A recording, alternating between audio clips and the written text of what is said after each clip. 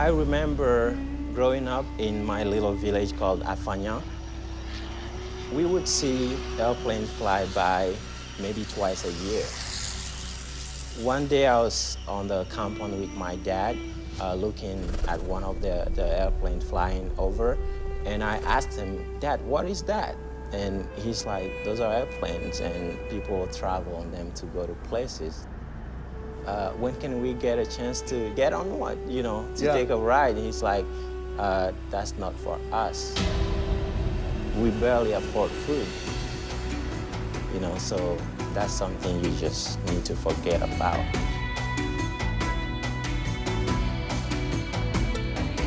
That didn't sit right with me, Rob.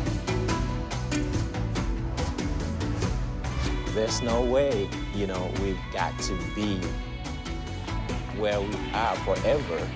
And ever since then, that was one of my drive in life, to be able to afford to visit the United States someday. Where are you from? I was born in Togo, grew up in Togo before I moved to the United States a couple of years ago.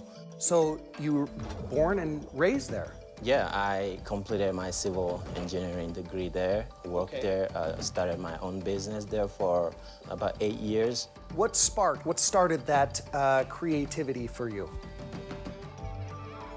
Growing up, we didn't have the opportunity to have brand new clothes. So when we get used clothes, someone in the neighborhood donate their clothes to us, I didn't want to go out and the other kids say, "Oh, that's my shirt you're wearing." So I would transform my clothes, throwing some paint on them, just make them feel personal in a way that when you see it, you ask me, "Where did you get that t-shirt?" Yeah. I think one of the key factors to your continued success is that from an early age, you started really paying attention to what are the consumers looking for, what do people like about the clothing that they're wearing, even going back to when you were altering secondhand clothes. To the extent that you put yourself through college, you get into engineering school, and tell me more about your transition to getting the opportunity to come to the United States.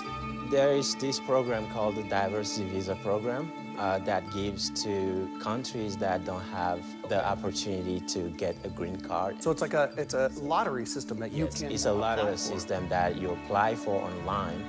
Over 80,000 people all over the world applied that year.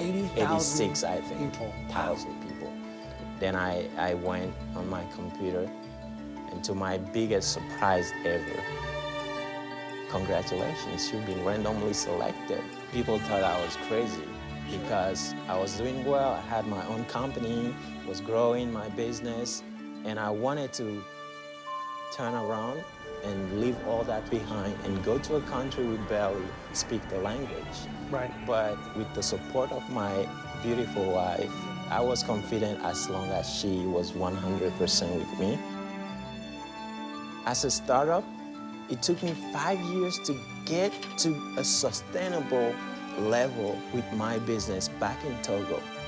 5 years? 5 years. Right. It took me less than 5 months in the United States to do the same. There's so much opportunity within this country. So Dooko, that's an interesting name. Tell me about the origin. How'd you come up with the name of Dooko? This ancient Greek word that looks like Dooko, but backward. And that means improvement. I took that word, put it on my desk and started thinking about it. I flipped it around, threw in an extra O on, in there and came up with Dooko. Well, let's talk a little bit about some of the products. The very first time that I met you, you were so gracious and you presented me with a hat. And I was fascinated by even just the packaging. I mean, even the packaging is a delight. And reminiscent of like what you might find with an Apple product. I mean, this is really something. You know, Rob, when you serve from your heart, you want to show that. This is my way to tell people how much love I put in my work. The first second they see the product, I want my product to stand out. I believe firmly that any product or service that you provide to a consumer, you have to, at your core, be fanatical about serving your client. True. And this Yeah. is just such an excellent example. Thank you. Another product that Thank you have that, yeah, you're welcome. It's really exciting. No, give me these. These are mine.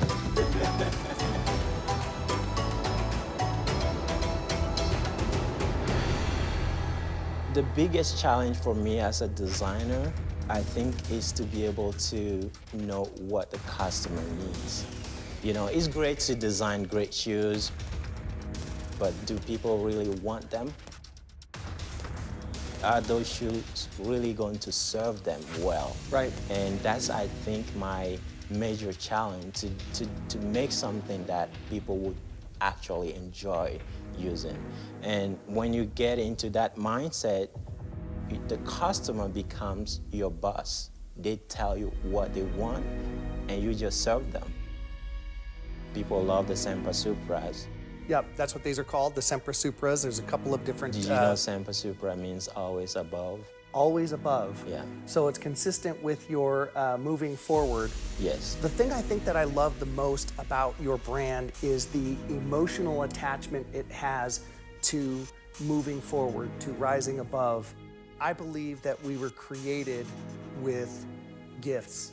Absolutely. And I firmly believe that it is incumbent upon us to seek out and to develop and to nurture those gifts and to share those gifts. And I think that that's what our mission is on this planet. Kofi, thank you so much for being with us today. Absolutely, Rob. Your My story pleasure. is so fascinating and compelling. I really appreciate you being here.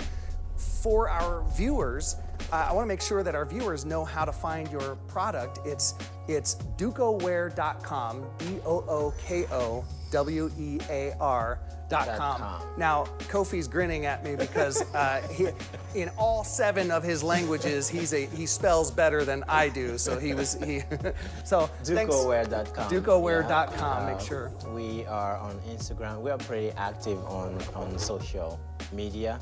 Well, thanks so much for being with us. I appreciate you being here. Thank you for having me, Rob. It was a blast. It was a blast.